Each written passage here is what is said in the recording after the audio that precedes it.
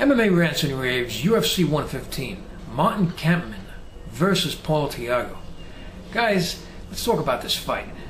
Now, before you continue watching this video, if you want to watch a very technical, slow-paced, educational fight, especially if you're a guy looking to get into mixed martial arts as a fan, and maybe also as a fighter, just watch this fight.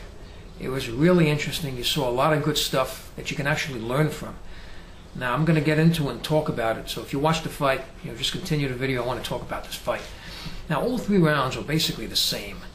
You saw one guy methodically and patiently throwing very good, accurate, fast jabs. He was picking his spots, his footwork was good, and he was very patient. Against another guy who was just swinging for the fences, looking to get home runs every time.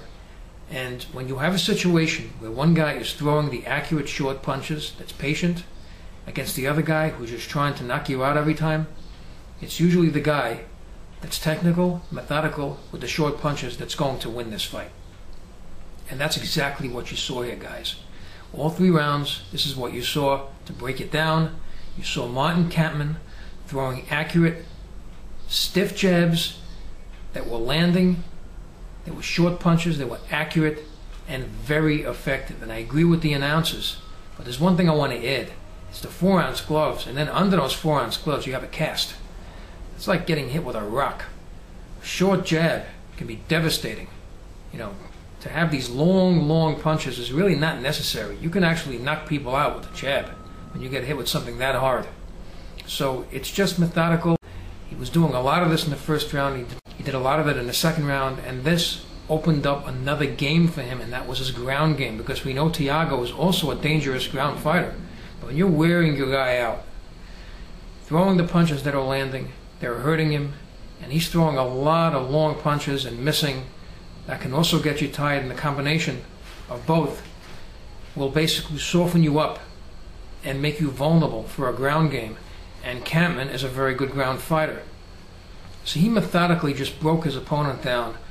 Very, very cerebral fighter, Martin Kampmann. Cerebral. And that is a very important aspect to have in a fight. And that's basically how this fight turned out.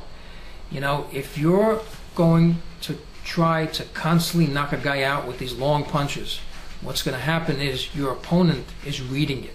He sees it coming. And you just saw Kampmann constantly ducking under them, around them, moving back, backpedaling, moving around. It was just, he just read everything that Thiago was throwing at him. Now, knockout punches are good, but you have to set them up.